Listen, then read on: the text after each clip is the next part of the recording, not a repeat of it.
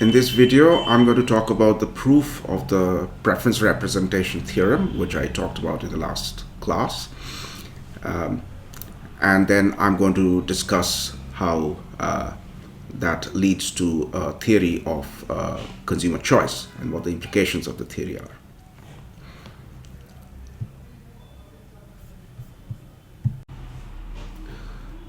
In the previous lecture, we talked about the ordinal approach to choice theory and the study of consumer behavior.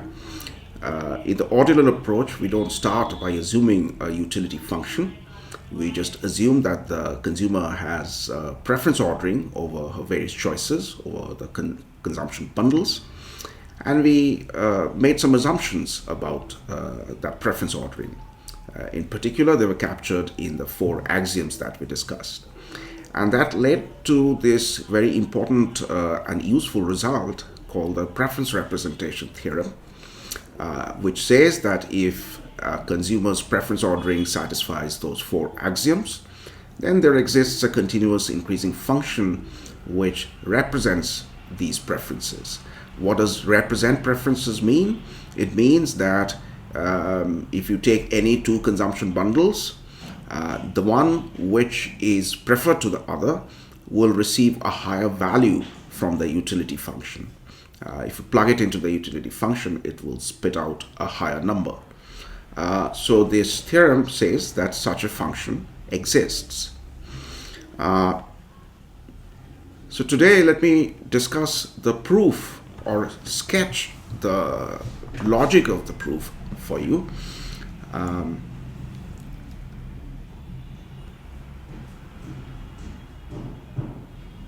So I'll discuss the proof in the 2 commodity case, but it's easy to see that the logic extends to the more general case of n commodities. So there are 2 commodities and the quantities are measured on the 2 axes. So we have x1 over here, the quantity of the first good, and we have x2 over there, quantity of the second good. Now, the proof is going to be a proof by construction. Will suggest a way in which the utility function can actually be constructed, and that implies that it exists. So let's start with an arbitrary point in this space, which is an arbitrary consumption bundle. Let's call it x0, x0, x superscript 0. And here is the construction. I'll draw the 45-degree line. So the 45-degree line consists of consumption bundles which have equal quantities of the 2 goods. The value on the 2 axes are the same. Now, let's try and find a point on the 45-degree line which has the property that the agent is indifferent between that point and x0. Okay, so this is a bundle with equal quantities of all goods, which is just as good as x0, no better and no worse. Let's call that point ZZ. Z is the coordinate on both axes. So our construction is very simple. Our construction says that once we have identified the point on the 45-degree line, which is just as good as x0, we'll define the utility of x0 to be z, to be the number that you get on each axis for this equivalent bundle on the 45-degree line. Okay, that's how we are choosing our utility function. So what do I have to show to satisfy you that this theorem is true? I have to show 2 things. First of all, I have to show that there is no problem with the construction. There's a unique point on the 45-degree line, which is just as good as x0. Okay, so I have to show that such a point exists and there are no multiple such points on the 45-degree line. And then I have to show that that this construction works, meaning that it indeed represents preferences in the sense that we have discussed. So let's start with the first step. Let's try and show that there's a unique such point. To show that, let's define two sets, Z minus and Z plus. Z minus is the set of points on the 45-degree line which are no better than x naught. If you want to write down formally, Z minus is all the points of on the 45-degree line, equal coordinate values on the two axes, with the property that x naught is weakly preferred to all of these points. It's the weakly worse set on the 45-degree line. Similarly, Z plus is the weakly better set on the 45-degree line. It's the set of points which have the property that they're all weakly preferred to x naught.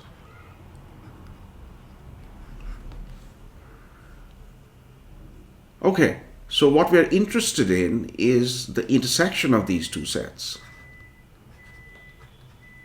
The intersection of these two sets contains points which are just as good as x naught because the weak preference holds in both directions. So the question is, what does this set look like?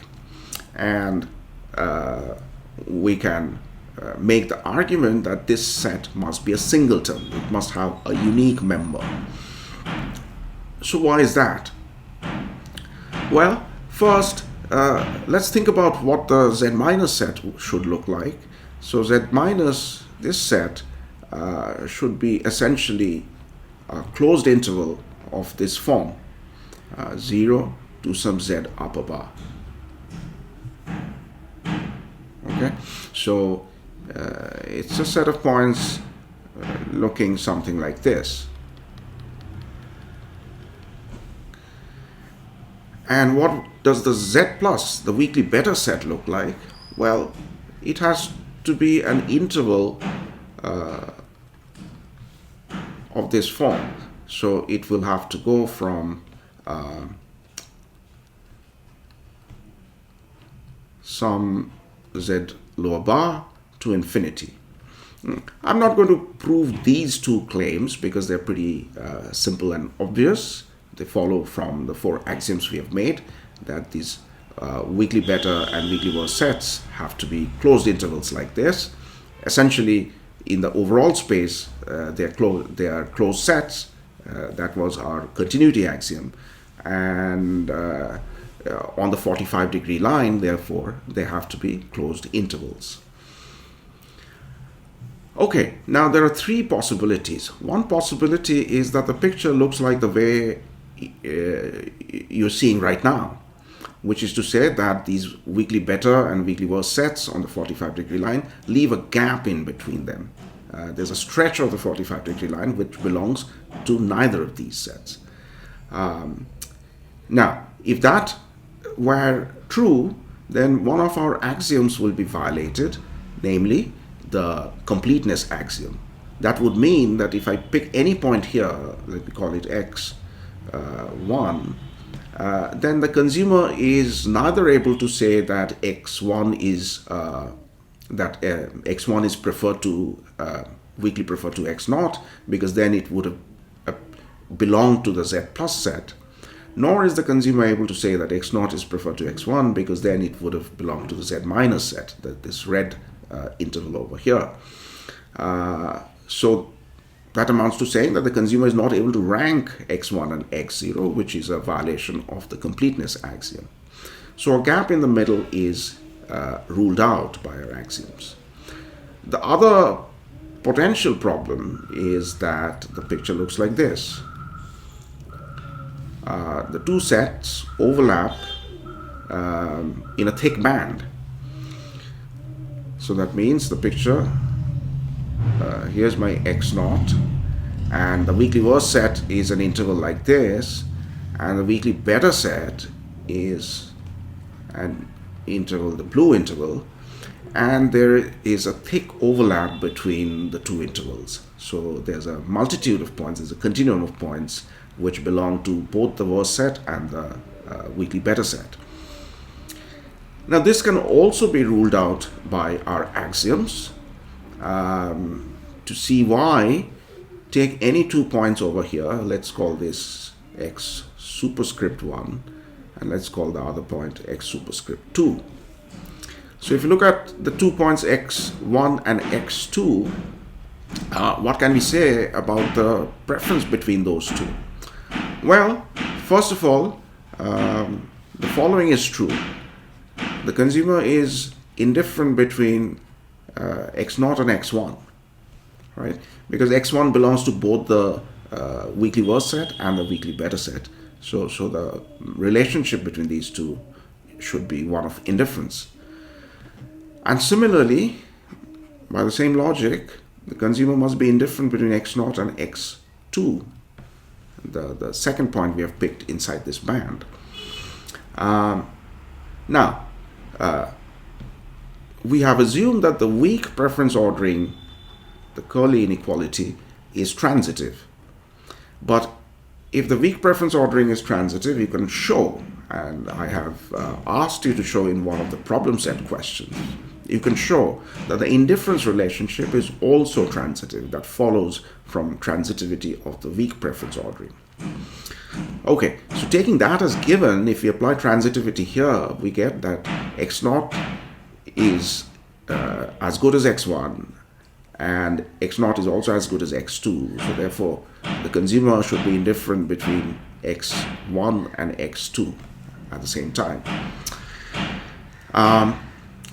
But that leads to a contradiction with some other axiom. Notice that x2 contains strictly more of both the goods.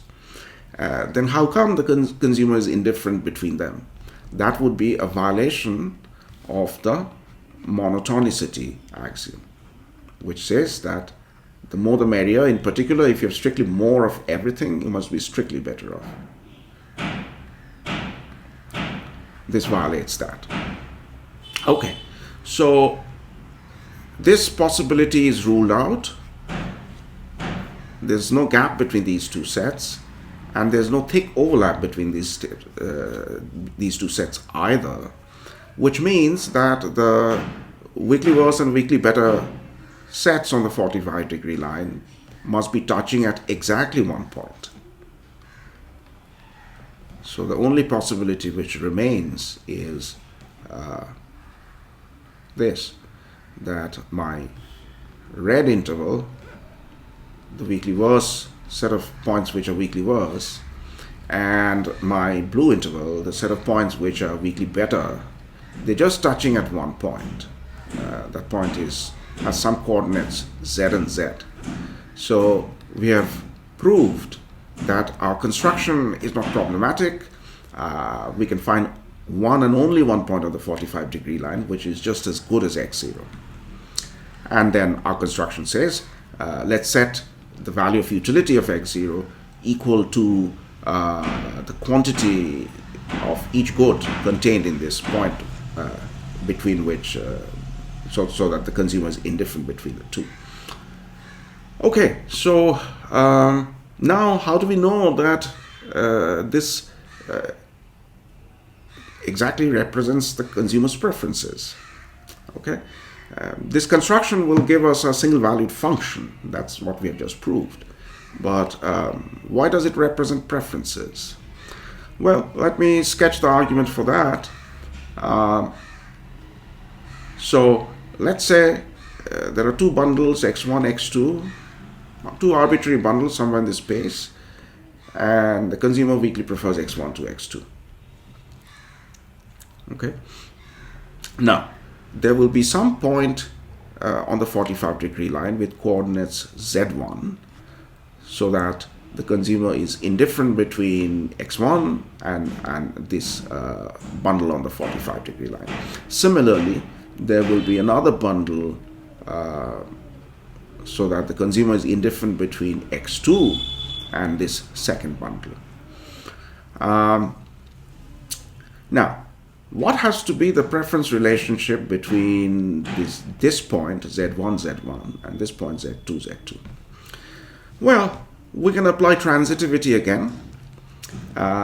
This bundle, z1 on each axis, is considered just as good as x1.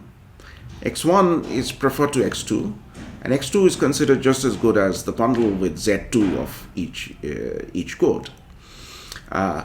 Again, in the problem set, I've asked you to prove that transitivity extends to combinations of indifference and weak preference like this.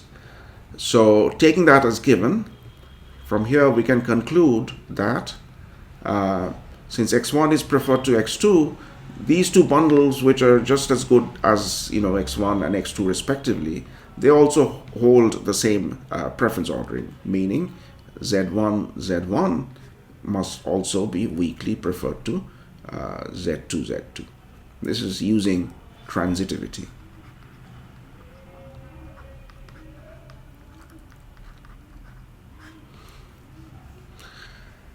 But now, one of our axioms is monotonicity. And monotonicity immediately tells us that z1 must be higher than z2. Because if z1 were lower, then this bundle on the left-hand side has strictly lower quantities of both goods. So it couldn't be preferred to the other bundle. So monotonicity immediately implies that z1 has to be greater than equal to z2, and our construction is that z1 is the utility value of bundle x1 and z2 is the utility value of bundle x2. So this again immediately implies that by our construction we have guaranteed that utility of x1 is greater than equal to utility of x2. So we have proved one side of preference representation, that if one bundle is preferred to another, the way we have cooked up our utility function guarantees that the more preferred bundle gets a higher utility value. And that's the meaning of preference representation. Strictly speaking, we also have to complete the proof, we have to show the implication in the other direction. So if one bundle gets a higher utility number, it must be the case that it's the more preferred bundle. So I'm not going to talk through that. The logic is essentially similar. Okay, so we have proved both things. We have come up with a construction, a way to construct the utility function, and that consists of identifying a point on the 45-degree line, which is just as good as reference bundle x0. There'll be one and only one such point, and then we have shown that constructed this way, the function indeed works. It indeed represents preferences. So we have shown that a utility function always exists under our axioms. But another relevant question is whether it's always unique. Is there a single unique function which represents an agent's preferences, provided those preferences are well behaved, satisfy the four axioms? And the answer to the uniqueness question is no, it's not unique. There's a whole class of functions which will all represent the preferences. So here's the second result which you need to understand and remember. Suppose some function u represents preferences. We can take any increasing monotonic transformation of that function. Examples would be multiplying this function by some positive constant, or taking its logarithm, or taking its exponential, and so on. So apply any increasing monotone transformation f onto the function u, you get a new function v, and that new function also represents the same preferences. Okay, it represents the same ranking. For example, take this very popular, often used Cobb-Douglas utility function for two goods. It takes the multiplicative form. The quantities of the two goods raised to certain exponents alpha, beta are multiplied with each other. If we take log transformation, we get a log linear form, alpha log of x1 plus beta log of x2. And that's a new function, vx. So this theorem tells us that vx is as much a valid utility function as ux. if we know that this function ux captures an agent's preferences, then we also know that the function vx does the same job. So this is something that you find in ordinal choice theory. In cardinal choice theory, the utility function is unique. It is like a production function that we'll discuss later, that it has the absolute value of utility is supposed to carry some significance. Here, in the ordinal approach, the absolute value carries no significance. It is the relative utility numbers that matters. And many functions do the job of assigning higher utility number to more preferred bundles. And the proof of this is quite trivial. So I'm not going to discuss that. It's quite self-evident. Let's move on to a fifth axiom. This is an axiom that we don't need to prove the existence of a nice continuous utility function. But this axiom seems, first of all, intuitive. It seems like a reasonable restriction on preferences, and it has certain implications for the consumer's problem, which are very important. So this is the axiom of convexity. What is it saying? It is saying that take any two bundles which are just as good as each other. So the consumer is indifferent between them. Create a new bundle by averaging the quantities in these two bundles.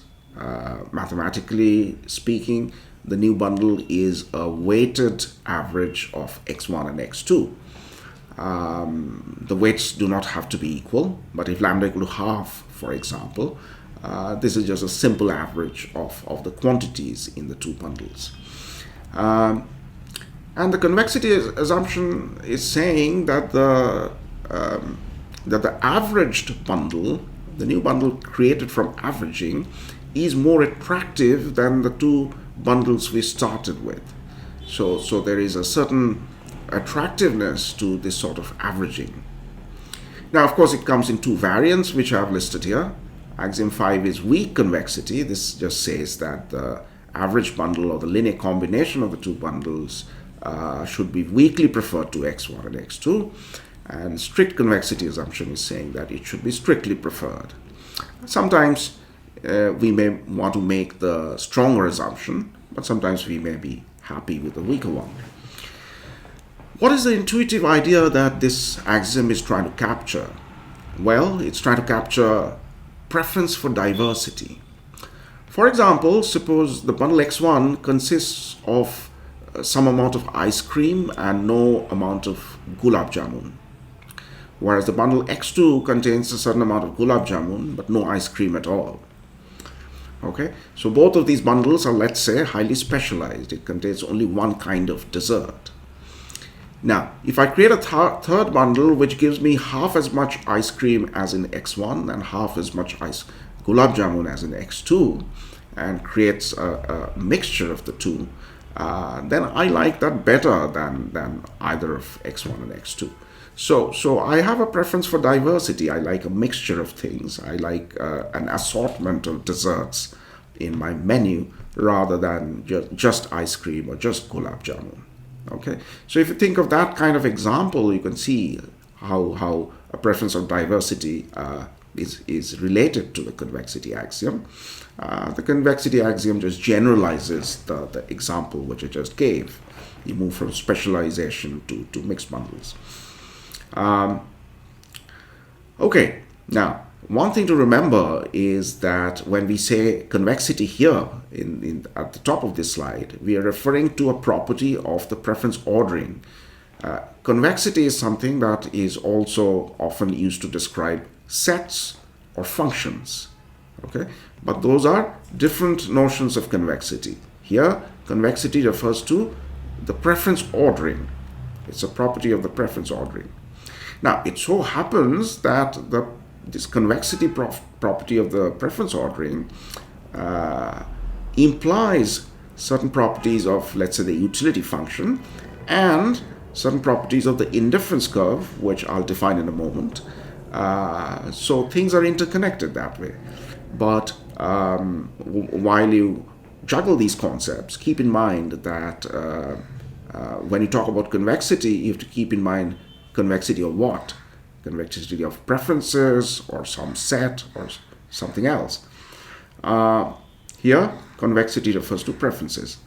Now, let me come back to this slide. Let me jump forward and define what an indifference curve is. So here's the definition of an indifference curve. An indifference curve always has a reference point, a reference bundle. Okay, let's pick some bundle x0. You can collect together all the bundles which are just as good as x0, or all x's, so that the consumer is indifferent between x0 and x. So if we collect those things together into a set, that is our indifference curve or indifference set. We can also write it in this form.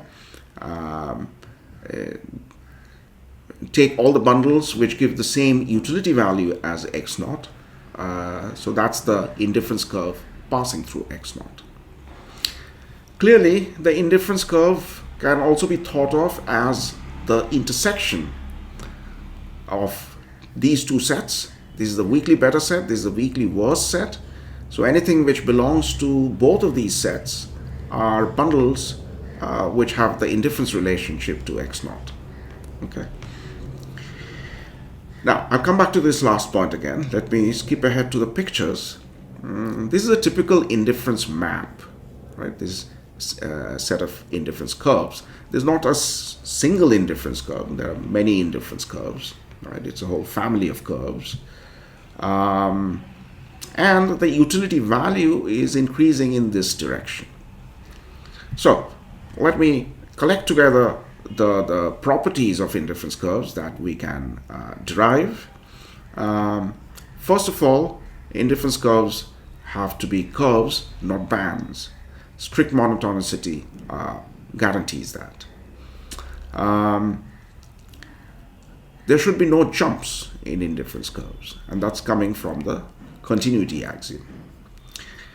Indifference curves have to be downward sloping, and that follows from strict monotonicity, because if we had positively sloped indifference curves, for example, if they looked like this, then we have a violation of the monotonicity axiom, because if you pick 2 points, let's say x and y, y has strictly more of both the goods, and so the agent should not be indifferent between these, right? The monotonicity axiom says that in that case, y should be strictly preferred to x, but then they cannot lie on the same indifference curve. So this positively sloped indifference curve is ruled out, and as a result, we only have the possibility of downward sloping indifference curves. Indifference curves are convex to the origin. They're convex curves. Why is that? Well, what that means is this shape is ruled out. The indifference curve in this two-dimensional case cannot look like this.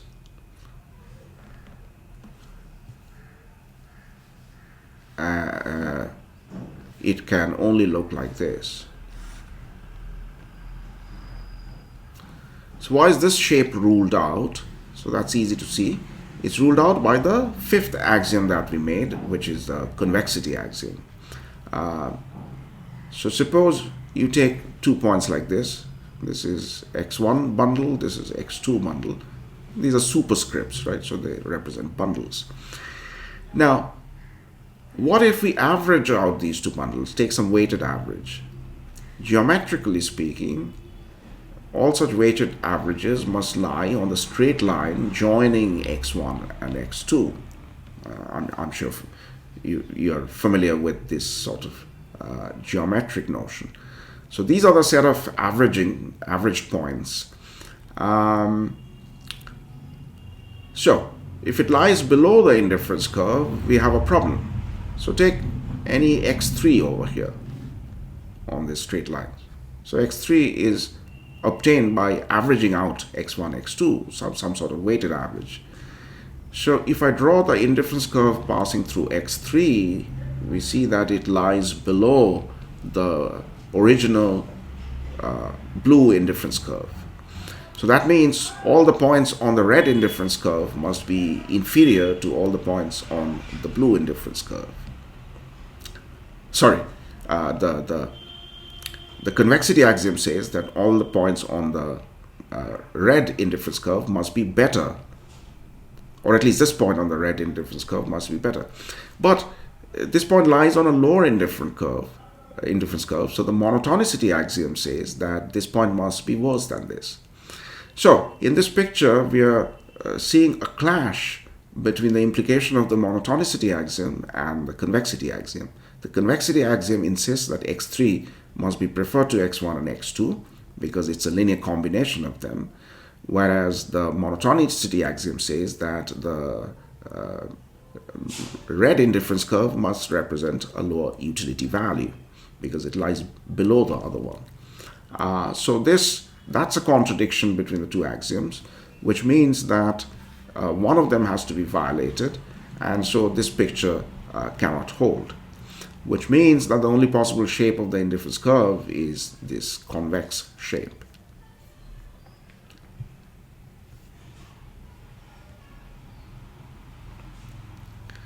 And obviously, higher indifference curves represent more preferred bundles. So now let me return to this slide.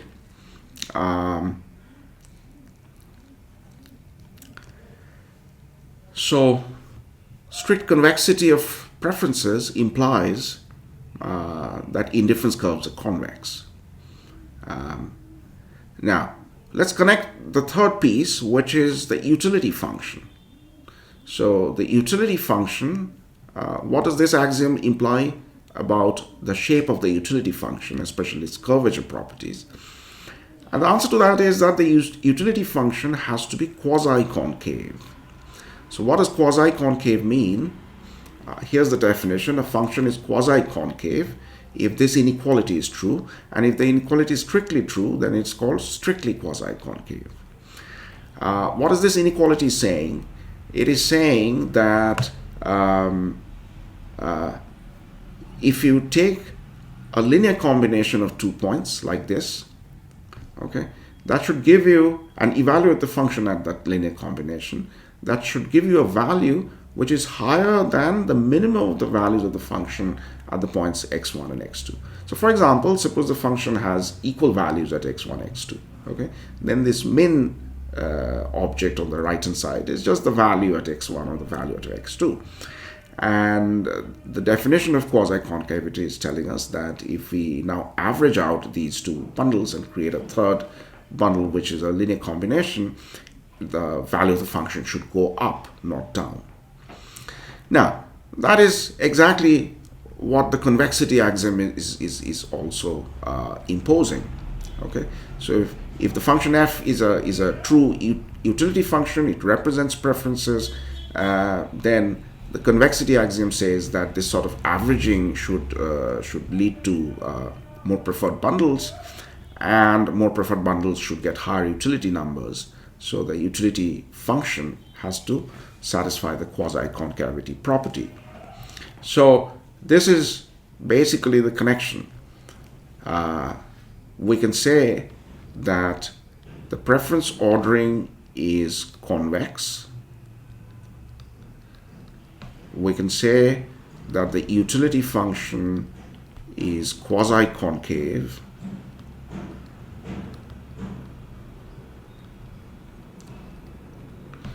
We can also say that the indifference curve is convex.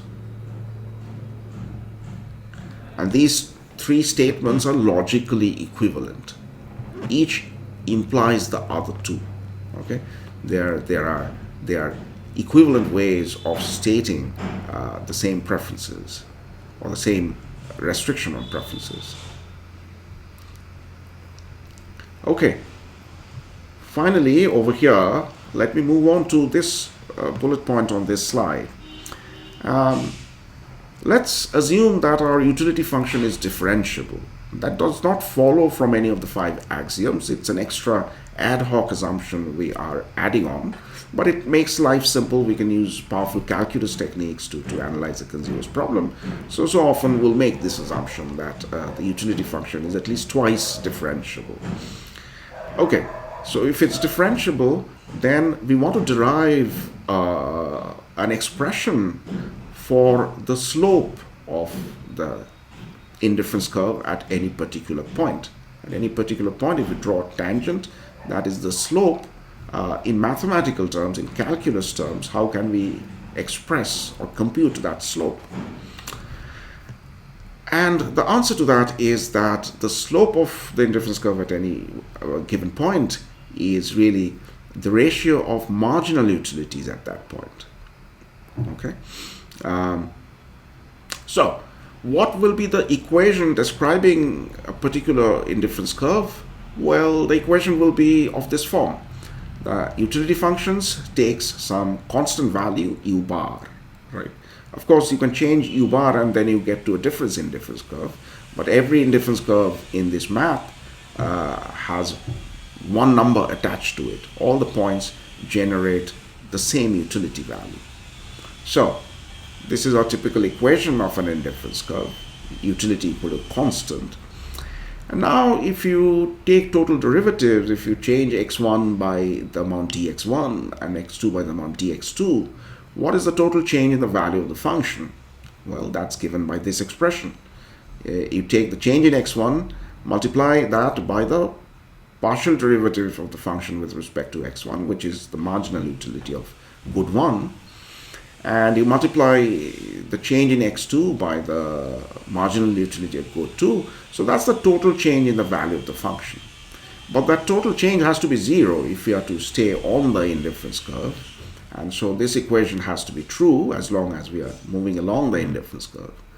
And then simple algebra gives us this relationship. Okay, dx2 dx1 is essentially the ratio of marginal utilities. So this is something worth remembering.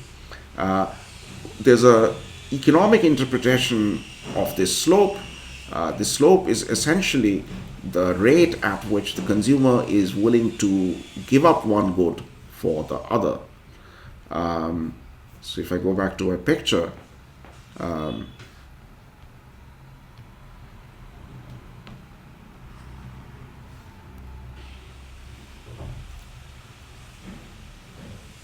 suppose the consumer starts at point A and moves to point B. So that means that the consumer has acquired some extra amount of good 1, but has given up some amount of good 2 in the process. So this is, let's call it del x1. These are finite changes. And this is del x2. And after this exchange, or some amount of swapping of the two goods, the consumer is just as well off as before. Okay, she has not become better off or worse off.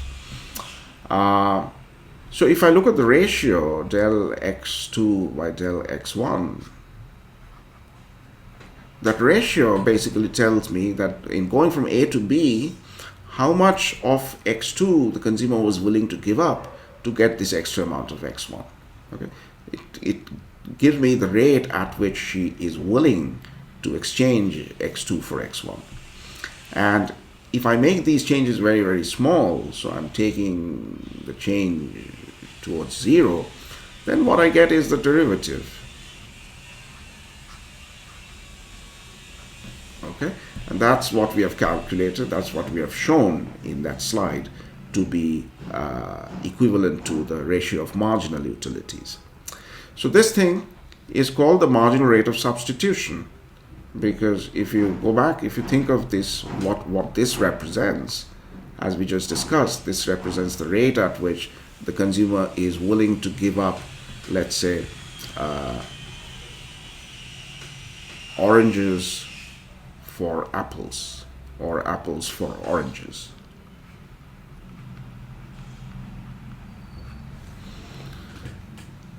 Okay, So that's the intuitive notion of what a marginal rate of substitution is. It's this willingness to exchange, at what rate the consumer is willing to exchange.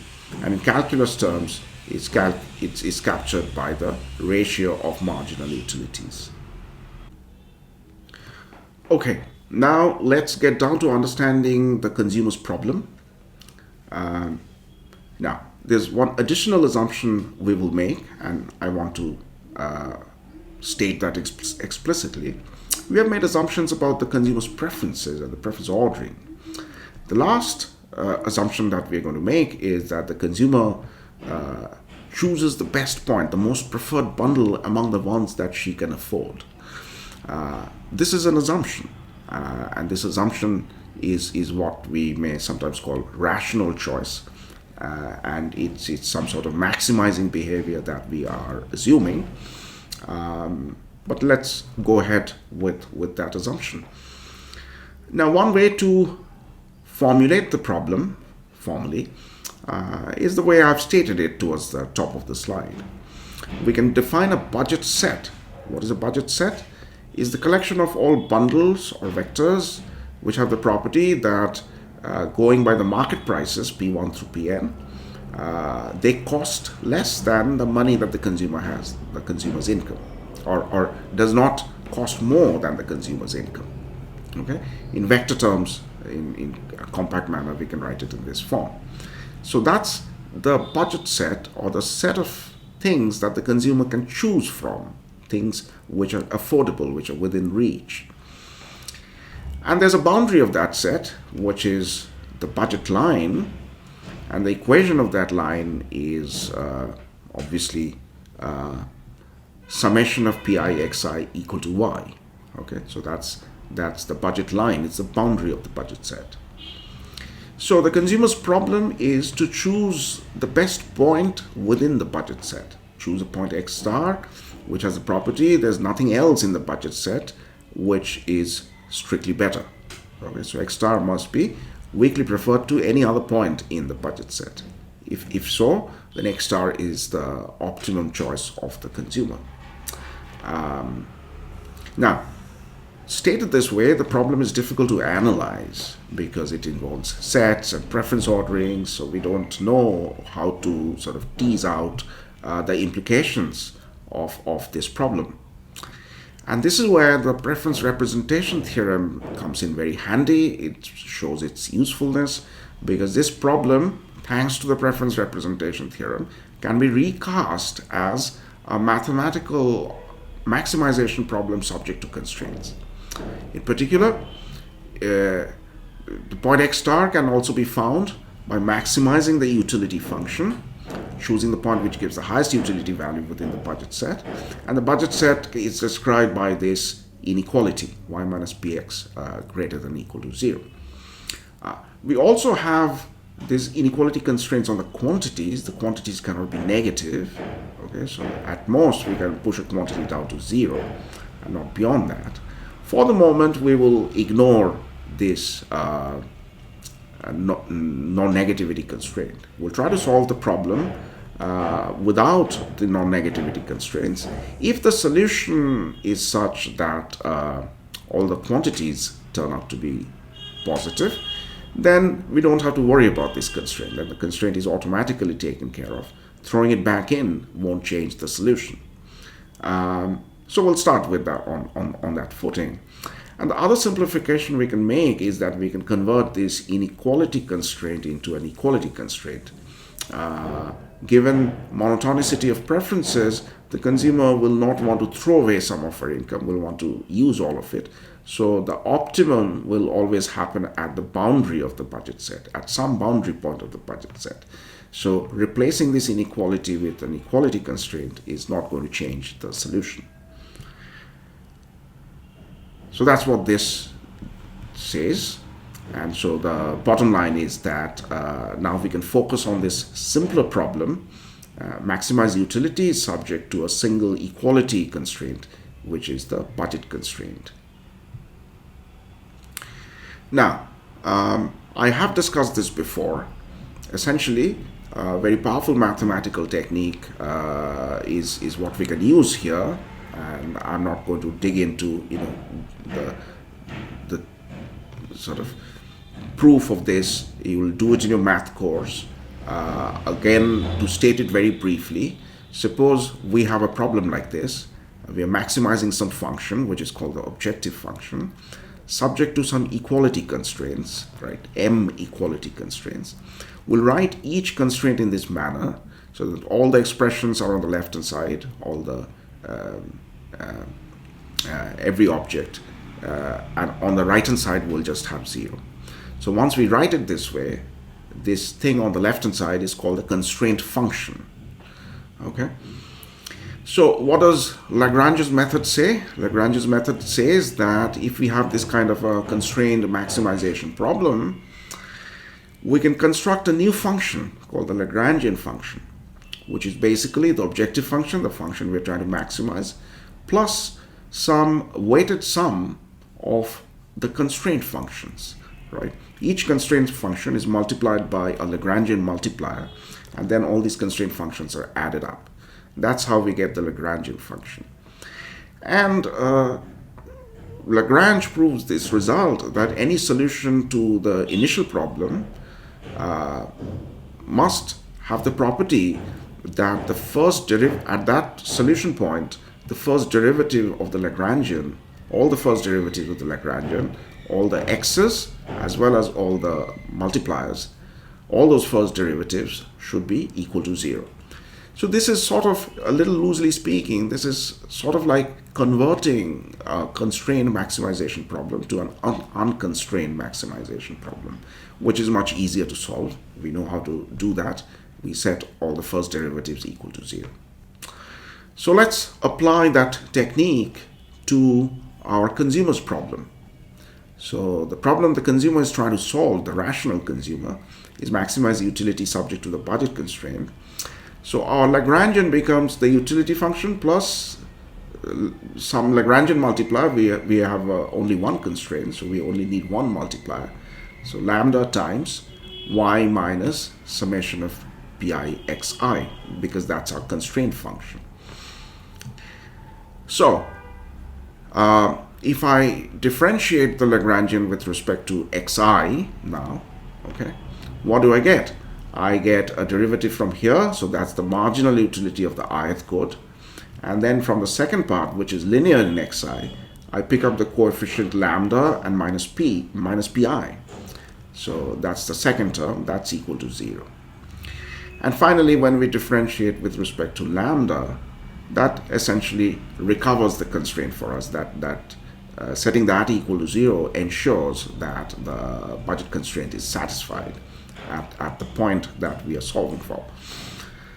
Now, notice that this first equation is actually n different equations, right? One for each good. Xi is the ith good. Okay, well and good. But over here, it's difficult to sort of economically interpret because we have this Lagrangian multiplier sitting there. And that's just a mathematical device that we have imported into this problem. So let's try and get rid of that. And there's an easy way of doing that. Notice that this equation has to hold for each good. So it has to go for good I as well as good j. So if I take a pair of goods, I and j, then the marginal utility of I will be the multiplier times the price of I, and the marginal utility of good j at the optimum point will be the multiplier times price of j. So if I now take ratios, the lambda cancels out, and what we are left with is this equation. The ratio of marginal utilities should equal the ratio of the relevant prices at the optimum point. Now the ratio of marginal utilities, you will recall just in a few slides ago, we saw that that is nothing but the slope of the indifference curve, and we called it the marginal rate of substitution between good I and good j. So this optimality principle, the principle of optimal choice for a rational consumer, becomes that he has to identify a point or choose a point where for each pair of goods the marginal rate of substitution is equal to the price ratio. Let's try to understand this principle in three different ways. This is the mathematical condition that we have derived, right, using Lagrange's method. Let's relate it to the picture, the usual two-goat picture that we draw, and also understand intuitively what it means. So, here's the consumer's budget line. Suppose the consumer has chosen this point. Is this point the best choice? To judge that, we have to draw the indifference curve through this point and see how that looks like. So suppose the indifference curve looks like this. Then I can say for sure that this was not the best choice. If the consumer shifts her choice to any point on this arc, this part of the blue line, for example, to this point, then she becomes better off. Why? Because she moves to a higher indifference curve. Now this point is not the best choice either, because there's another arc, smaller arc, where she can move to, and that'll put her on an even higher indifference curve. So when does such room for improvement get exhausted? It's pretty clear from the picture that once we move to a point where the indifference curve is tangent to the budget line, that's where no further improvement is possible. You choose any other point on the budget line, you move to a lower indifference curve, so you become worse off. So this is the best choice. So in diagrammatic terms, the consumer's best choice can be characterized by a tangency condition. It's the point on the budget line where the relevant indifference curve is tangent to the budget line. Okay. Now, what is the connection to what we derived mathematically? It must be the same point. What the maths gives us and what the picture gives us must be the same point. Well, to see that, you will notice that we have already derived the what the slope of an indifference curve is. Remember, it is the ratio of marginal utilities. Okay, so in the mathematical condition on the left hand side, we have the ratio of marginal utilities, or the marginal rate of substitution, or the slope of the indifference curve. On the right hand side, we have price ratio. The price ratio, it's easy to see, is the slope of the budget line, because it is the slope of the budget line. You look at the equation of the budget line. If there's two goals, P1x1 plus P2x2, so the slope will be minus P1 by P2. So the math and the diagram now, you could see, are telling us the same thing, that marginal rate of substitution equals price ratio at the optimum point. Now, intuitively, why does this condition have to hold? The marginal rate of substitution is the rate at which the consumer is willing to substitute apples for oranges. And the price ratio is the rate at which the market is willing to take apples for oranges. Okay? So those two have to be the same. Otherwise, the consumer has some possible trade, some swapping, some giving up of one good for the other, which will make her better off. For example, suppose the marginal rate of substitution is 3. That means the consumer is willing to give up 3 oranges for an extra apple. And suppose the price ratio is 4. That means the market